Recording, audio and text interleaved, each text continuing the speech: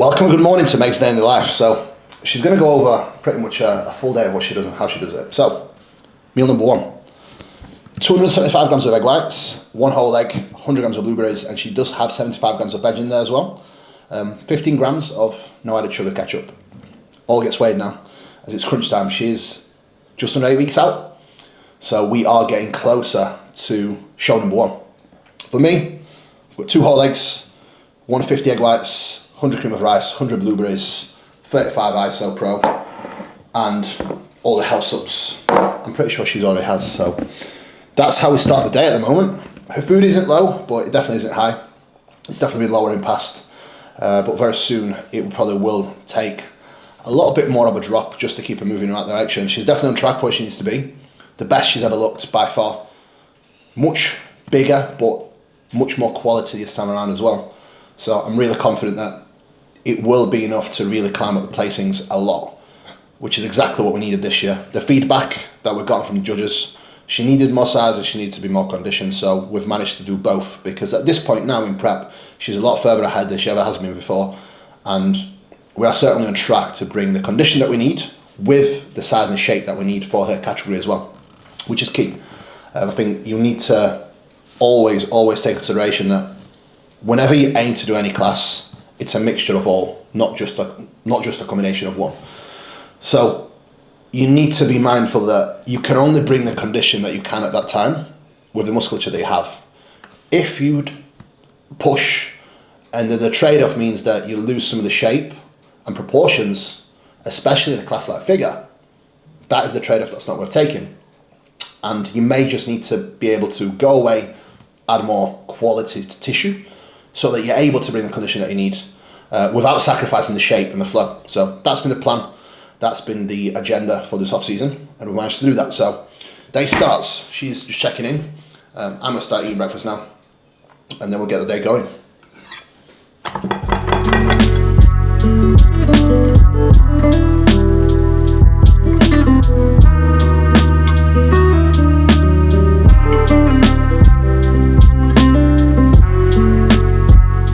So Kuba has done the pleasure of introing my video, which is very nice. But I thought I'd tell you what I've been doing, not how I am, or how I am as well.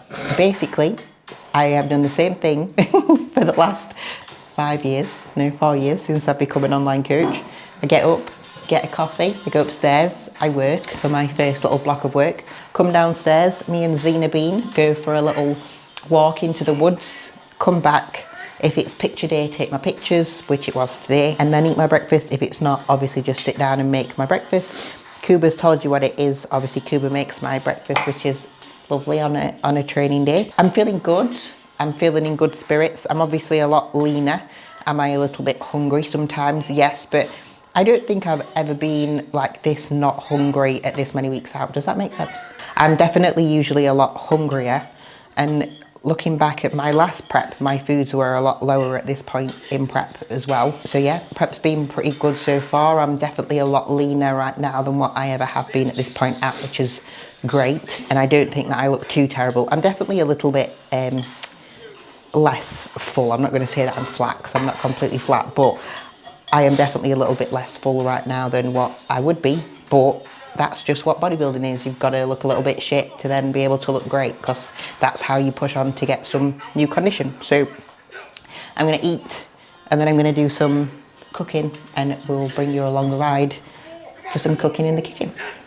Right, so after I have my breakfast in the morning, whether that be rest day, which is a little bit later, so usually I finish all my check-ins on a rest day and then do my kind of food, and then do my chores on food prep and stuff.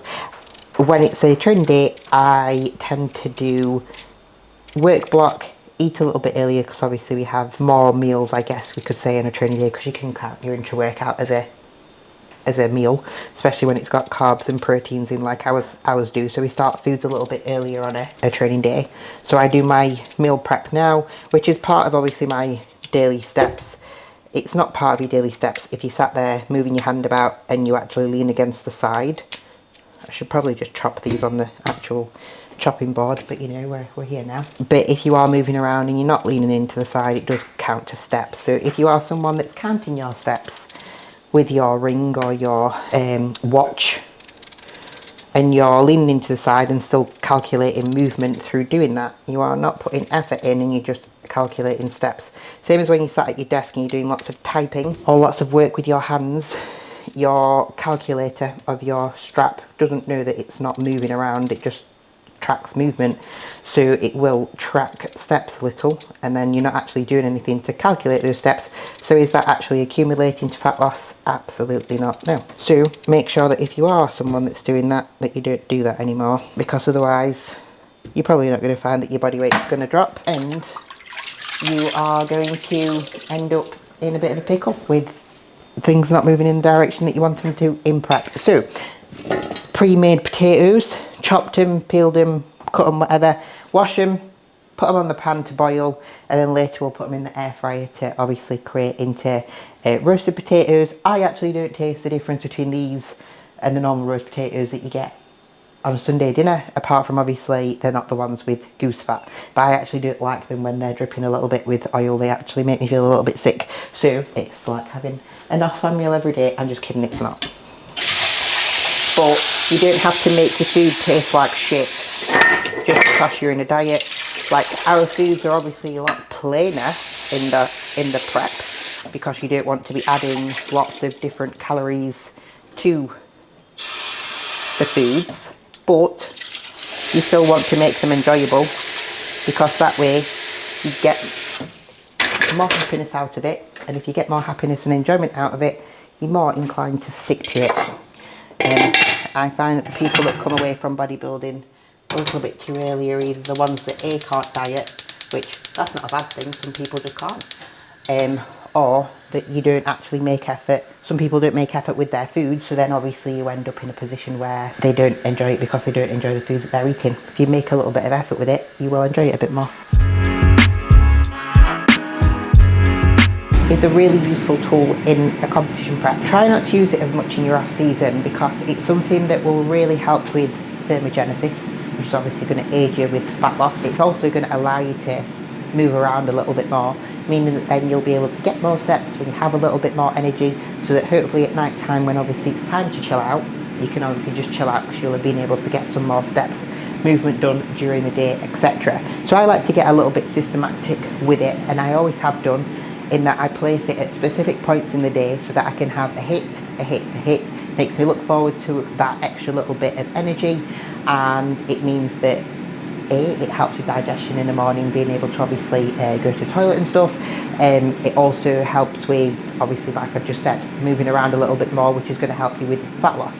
If you have it all the time, you actually just become a little bit just used to it, like you don't really get the effects of it. So what I like to do is a hit of coffee in the morning about an hour after I've woken up, just because if you are taking things like thyroid medication, you don't want to be doing that right at that same time. Then I like to do it at a midway point in my day, which for me is about 11 o'clock. And then I like to have one before I train. If it's a rest day, that third one, I don't actually have it. I just tend to have something like a sugar-free 7-Up that's not got any caffeine in. Again, it's just something that's there for niceness and it helps me to feel really good, but it's not extra caffeine that's then going to keep me a little bit more wired at night time. If you are using fat burners, your Himbines, Clenbuterol, etc., they are going to keep your heart rate up. So you obviously take them in the morning to make sure that at night time you the heart rate's come back down a little bit more. So if you're having caffeine a little bit too late into the day, the same thing's going to happen. Your heart rate's going to be too high at bedtime, you're going to be wired, you're going to struggle to sleep. If you struggle to sleep, you don't get that kind of relaxed fatigue drop from that, you're then going to struggle to be able to drop the weight. So be systematic with it, keep it earlier in the day, it'll help with fat loss, it'll help you move around a little bit more, and it'll allow you to be able to have some good sleeps at night time.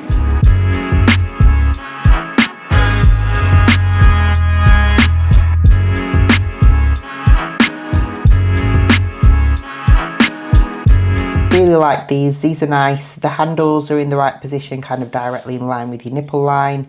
Your press is really lovely. Let's just make sure that you keep that chest a little bit taller as those elbows come down. It will create for you to have a little bit more of a stable platform, plus you'll be able to be a bit more aggressive as you drive back through, which will allow us to be able to build that strength up just that little bit more. So Obviously we're just waiting for the rice to cook. When we're in a off season, we tend to obviously have a little bit less water in our rice compared to when we are in prep. But that doesn't mean that we over volumize anything. So oats, cream of rice, rice flakes, rice, even using too many vegetables or salads and stuff. That's like over volumize it. You are going to run into things like digestive issues if you are over volumizing things, using too many vegetables, using too much water in things as the types of foods that I've just mentioned. Because if you are using too much water, it will cause bloating, it will make the foods probably taste a little bit more watery. Then you don't feel like you're actually having food, which then actually makes you crave a little bit more. It makes you actually more hungry. So basically you're just going to have to deal with the fact that you are hungry. There's definitely little hacks that you can do: caffeine, sugar-free drink a day, maybe a tiny little bit of extra water in your rice and your cream of rice and stuff, but it still needs to be foods. And you are going to be hungry, so you're just going to have to deal with the fact that you are hungry. The sooner you become okay with that, the better it's going to be, because adding more fibre to your foods with too many vegetables and salads can, if you have too much fibre, can do the same as too little fibre. No toilet trips or too many toilet trips, etc. Just deal with the fact that you are hungry, don't over volumize, and be okay with the fact that you just feel a little bit peckish.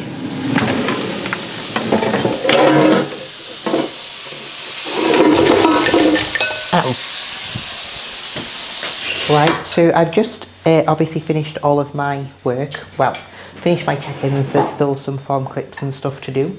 We have a excellence call at 10:30. Kuba's running that today, doing it about hunger signalling. So Gaz will get some small clips of that so that you can see exactly what's going along with the excellence calls, which everybody seems to have some really nice feedback with at the minute. But I'm going to get stuck into meal 2, which is 125 grams of raw steak, 75 grams of veggies, 200 grams of potatoes. If it's a upper body day, I only have 100 grams of potatoes, so basically today is like a refeed.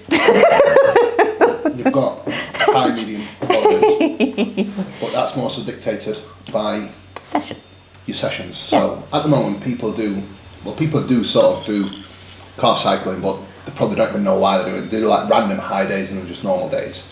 Doesn't really make sense. What makes sense is eating to your needs. So the way we structure diets, we eat to the needs of each training day. That's how it should be, really, because your calorie demand will differ depending on your sessions. All my sessions are pretty much just as demanding. Meg's sessions, they're not. She has some sessions that are more demanding than others, which means that calorie intake will need to reflect that. So at the moment I am having my higher day foods because I'm doing my leg day today, which you will see the video too. And I have a tiny little bit of sauce on. I'm not a sauce fan, but I do like a little bit of lighter than light mayonnaise on my potatoes. I'm a bit of a fan of, what's it called? What's that other stuff called that I have? Mustard at the minute, I don't know why. And then Kuba's meal is 225 grams of venison, 400 grams of potatoes, 50 grams of veggies, 25 grams of kimchi, and some sauce. Pineapple, 100 grams of pineapple for both.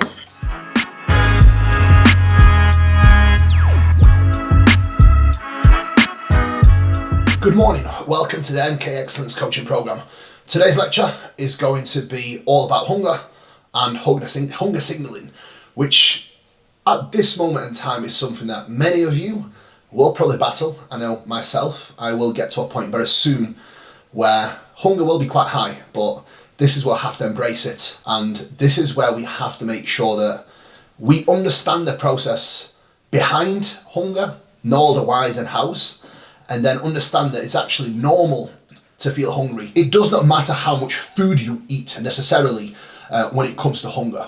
What will matter and what will come into place is your body fat levels and your condition. This is where the margin will differ person to person massively, and it tends to be regulated much better with people who are more advanced in this sport and who have been doing it on more of a longer basis and been in the game a little bit longer and have been able to stay on the hungrier side without going excessively high with calories through poor nutrition practice and then excessively low with calories. Happy medium is always best, and I think happy medium to a degree can be achieved even when going into extremes with getting stage lean, in my opinion. But it takes time, it takes resilience, and it takes discipline. I'm having to pull my chicken apart a little bit because chewing at the moment is a little bit difficult. I've just had my teeth done, so I haven't got them fully on yet, the new veneers on my teeth. I have like a temporary set on, which is for me to get used to the new length, because I wanted my teeth a little bit longer to try and be able to see them without having to grimace, because I have a really lazy top lip that doesn't move, so it's not nice that you can't ever see my teeth when I talk. And when I'm on stage and I look like I don't know, trying to... Kuba always says I look like I'm in pain when I'm trying to smile, and it's because I'm trying to show my teeth, so it'll be nice to not have to grimace when I'm on stage. But that's why I've got a little bit of a lisp right now, just because of the new teeth, but I'm sure that I will get used to it. Plus, when you put the temporaries on, it's almost like a what's it called? When someone has no teeth and they put like something on, a denture. It's like a denture because it's got no bits in between. Whereas obviously when the veneers go on, they're all individual, so exciting. Went the other day to Base Dental in Wakefield. So when I have had them done properly, I'll show you them, because the temporary ones are not like the whitest, but this is pretty much the length that I'm going to be, and they're going to be a little bit kind of straighter at the bottom, if that makes sense. They'll still have texture like a normal tooth, but they'll just be a little bit straighter rather than curved, because they can't really create that with a temporary set. So hopefully it'll look good. Plus my aesthetics lady does a good job of trying to keep my lip from being less full, because I had it, all of my filler that I had before, I had that all removed, so I'm a little bit more au natural. Not that that's a good thing, apart from the teeth and the tits. Tits and teeth.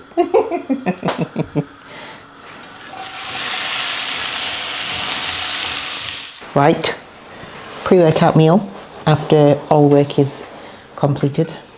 Obviously we've just done the excellence call, which was based upon hunger signalling. You'll have got some little treats of knowledge bombs from Kuba there, but if you can control your eating, well, control your hunger, that will be the difference between you becoming a great bodybuilder or not, because I think that it's probably one of the biggest things that people do struggle with. And I'm not saying that that's a bad thing, like we all have our own individual struggles, but unfortunately as a bodybuilder, if you want to be able to prep and do that successfully and then have a really great reverse out from a show that's obviously then not going to stem into bad problems later down the line, being able to control your hunger is something that you do have to learn pretty quickly, and something that will really help catapult your journey, because unfortunately you're either going to be too full or probably a bit too hungry, and that's just what bodybuilding is. I mean, it's an extreme sport. I'm not saying that that's the healthiest of things, but it's the way that you are going to become either a good bodybuilder or not. On to pre-workout meal. I've got 100 grams of rice with very shredded 125 grams of chicken. I can't chew, it's really hard. Some vegetables, that's about 50 grams of veggies in there, 100 grams of pineapple and 2 shots of coffee. Kuba's got 125 grams of raw weight rice, 200 grams worth of chicken, 50 grams of veggies. Have you got any kimchi in there? No kimchi in there. 100 grams of pineapple and 100 grams of banana. We're going to eat it now, and we're going to watch Mr. Lunsford train his, you're doing legs, train his legs before we train our legs.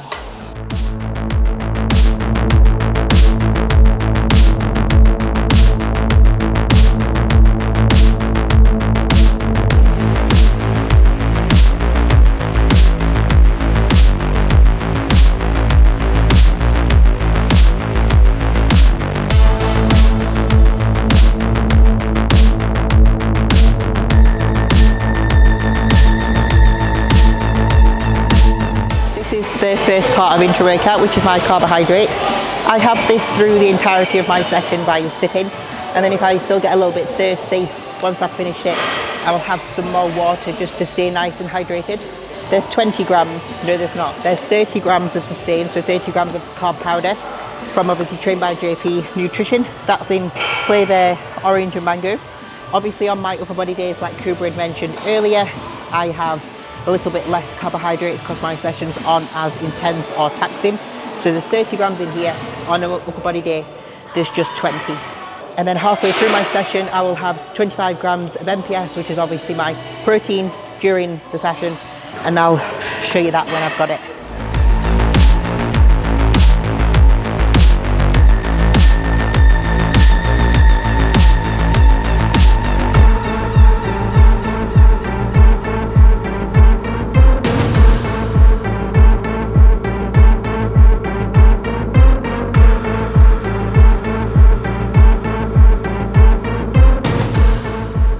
Part of the intra-workout nutrition is the 25 grams of MPS. As I said before, I have this halfway between my session, from kind of halfway point between my last meal to the next meal, so that I get my serving of protein kind of within that time. Sorry, halfway between that point, just like a normal meal. If I have and sip on this throughout my session, when it comes to eating my post-workout meal, I already feel a little bit kind of full.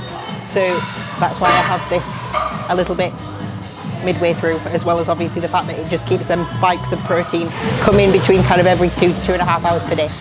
Post workout, we've got 150 grams of raspberries, we've got 40 grams of whey isolate, we've got 100 grams of whatever it is.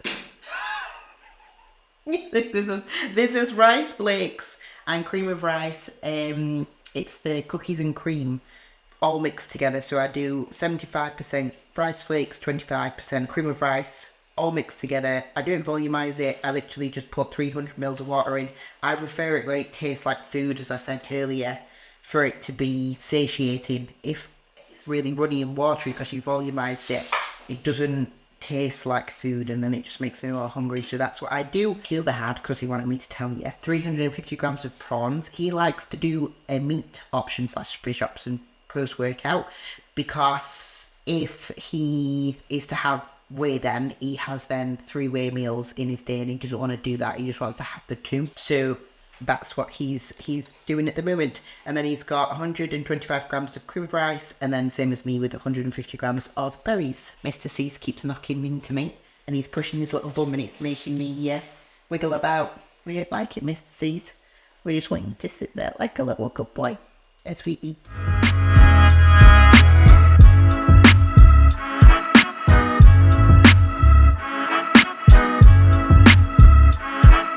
Just opened this parcel before Gaz was about to leave, and our new hard body knee sleeves have come. They're obviously in a really lovely little package that then you can keep in your bag, so then you can obviously keep it separate from all your stuff, and it's not kind of thick or anything like that. It's just kind of, you can fold it up and put it in there. They're really smart. They're actually UltraFlex colours as well, and MK colours. We both love red and black. It's our favourite colours. So the majority of my outfits when I go to the gym are red and black, so they very much fit my outfit. But I'm very excited to use them. They're single ply. Obviously, we don't need a big bounce from a thick knee sleeve if we're using them just for the sake of keeping our knees a little bit warm, which is obviously what a sleeve is mostly for, not to obviously give you the ability to be able to get more load through, which is obviously then, is it called assisted powerlifting, if that's what it does, but that's not what we want. So this will be great. Very much looking forward to using it. Use my code MEG if you want to get some yourself, and yeah, help Brandon along and get buying them. These are our last 2 meals. Mine's carbless, so basically it's poverty portions. No, I'm kidding. I still have a lot of food compared to like most people in the world that can't afford to have food, so I don't know anybody that can complain about being hungry when there's people that are actually starving. So this will be 125 grams raw weight chicken, and then in total I've got like 80 grams of vegetables of different varieties. There's some mushrooms, some peppers, some asparagus, and a little bit of spinach that I will wilt before I eat it, just because digestion wise it's better to have wilted spinach than not. Digestion always starts at your mouth as well. If you're someone who struggles with digestion, make sure that you are eating and chewing your food properly. If you eat it really quick because you're super hungry, your digestion is going to go to shit. Make sure that you're eating it slowly, don't drink around your meals, and make sure that you do have some vegetables and fruit in your diet. And if your coach is giving you vegetables and fruit in your diet, make sure you eat them, because if you're not, then obviously you can't complain if your digestion's rubbish. And then if you start adding them in prep, like, you're just making things not, or the variables not very consistent. So make sure you stick to your plan. Kuba's got same amount of vegetables from the different sources that I've just mentioned, 225 grams worth of raw weight chicken, and then 50 grams of rice. And then my last meal, I've not got Kuba's ready yet, because sometimes he has a little bit of oats and a little bit of cream of rice. Sometimes he just wants oats, so I don't want to do it wrong, so I've not done it. But I've got 50 grams of oats in there with 200 mils of water.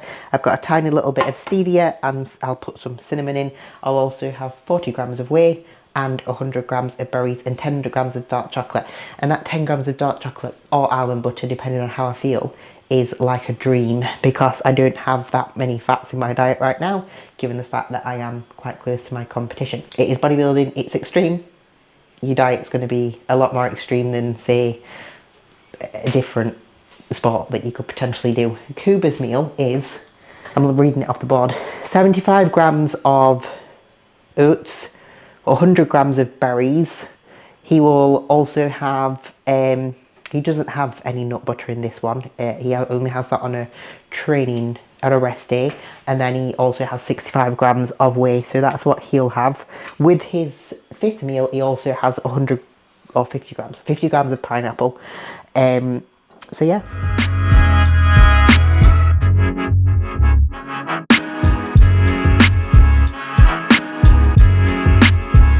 That's a full day of eating as a bodybuilding couple getting ready for a competition prep. It's not as much food as it was in off season. It is the same sources of foods. Obviously my bread is gone. That is sad. Really sad. Exceptionally sad, because I love bread. Bread and potatoes is what I've been brought up on, kind of rices and pastas and stuff like that, being as I've gotten a little bit older. But I literally had bread and potatoes they were my carb sources all the way up until being, I don't know, like 15, 16 probably. So yeah, gonna eat all this, and then obviously it'll be time to go to bed. I don't think that I've got many steps left to do. If I've got many left over from after I've finished my bits in here, I'll probably head on the treadmill and do that, or see if one of the dogs wants to go out, but sometimes go to the door in the evening and they say no.